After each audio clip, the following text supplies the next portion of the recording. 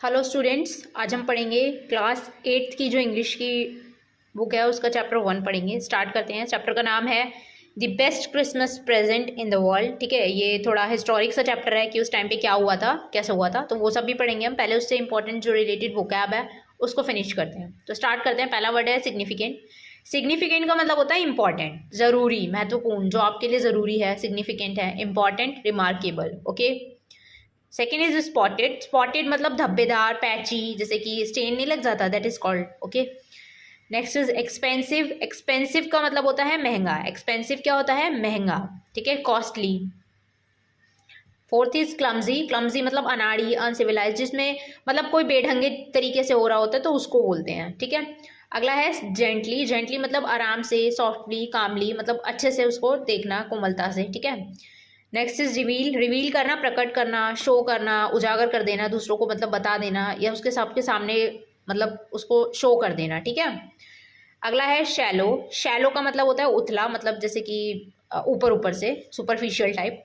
अगला होता है बरेड। बरेड इज दफनाया। ठीक है, हिडन, उसको अर्थ में एक होल किया और उसमें उसको दबा दिया, दफना दिया, दफनाना। ठीक है। अगला है क्यूरियोसिटी। इसका मतलब होता है जिज्ञासा, ईगरनेस, कि आपके अंदर कितनी ईगरनेस है, हमारे अंदर कितनी है। किसी चीज़ को जानने की भी हो सकती है ना, सेलिब्रेशन की भी हो सकती है, किसी भी चीज़ की हो सकती है। ठीक है। अगला है स्क्रूपल्स। स्क्रूपल्स का मतलब वैसे तो होता है कन्फ्यूजन, जैसे कि स्क्रूपल्स हर्डल्स भी होती हैं, जैसे कि कन्फ्यूजन नहीं हो जाती है, संकोच, उसकी सेंस में आता है ये। अगला है अशेम्ड। अशेम्ड का मतलब होता है शर्मिंदा। अशेम्ड का मतलब शर्मिंदा, टू फील एम्बेरेस्ड। एम्बेरेस्ड की स्पेलिंग चेक करना, इसमें दो बार, एक बार आर दो बार होगा और एस भी दो बार होगा। ठीक है। अगला है शाउट। शाउट करना, चिल्लाना, टू कॉल आउट लाउडली, जोर जोर से चिल्लाना। ठीक है, या बुलाना किसी को। पीस। पीस का मतलब होता है शांति, सेरेनिटी, काम, हार्मनी, ट्रैंक्विलिटी। ठीक है। अगला है अप्रोच्ड। अप्रोच करना, पहुंचना, कांटेक्ट करना। ठीक है। अगला है एनिमी। एनिमी का मतलब होता है शत्रु, फो, ओपोनेंट, ओपोजिशन वगैरह, सुना होगा आपने ये वर्ड, तो वहीं से एनिमी। ठीक है। जेनरसली, इसका मतलब होता है उदार, उदार पूर्वक, मतलब कि जो इंसान मतलब दूसरों के भले के लिए सोचता है, जिसका दिल बहुत दयालुओं वाला है, तो उसके लिए वर्ड यूज करते हैं म्यूनिफिशिएंटली। ओके। अगला है क्वाइट।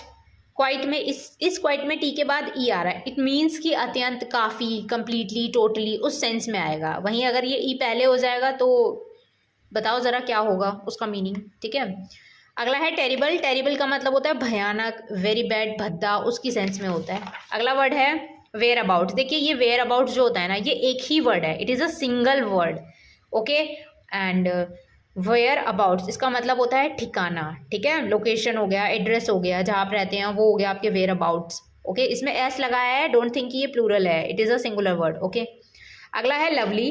लवली, लवली का मतलब होता है सुंदर, ब्यूटीफुल, जो आपको बहुत अच्छा लग रहा है ना, तो चार्मिंग, प्लीजिंग। अगला है मडल हेडेड। देखिए, मडल हेडेड वो लोग होते हैं जो कि क्लियरली नहीं सोच पाते, जिनका जो थॉट प्रोसेस होता है ना वो थोड़ा सा स्लो हो जाता है, या फिर वो थोड़ा अच्छे से नहीं सोच पाते जितना आप बाकी लोग सोच पाते हैं, थोड़े से अलग हो जाते हैं। तो गूफी, ब्रेनलेस, अनवाइज बोला जाता है। डल भी बोल सकते हैं हमको, कि थोड़े से वीक हैं ब्रेन से। अगला है कंजर्वेटरी। इसका मतलब होता है संरक्षणशाला। कंजर्वेटरी का मतलब होता है संरक्षणशाला, ग्रीन हाउस। ओके। जहाँ पे ये एक ऑब्जर्वेटरी टाइप होती है, जिसके अंदर क्या होता है, चीज़ों को मतलब कि कंजर्व करके रखा जाता है, उनका बचाव करके उनको रखा जाता है अलग तरीके से, सेव करके। ठीक है। अगला है रिकॉग्निशन। इसका मतलब होता है पहचान, आइडेंटिफिकेशन, एक्लेम।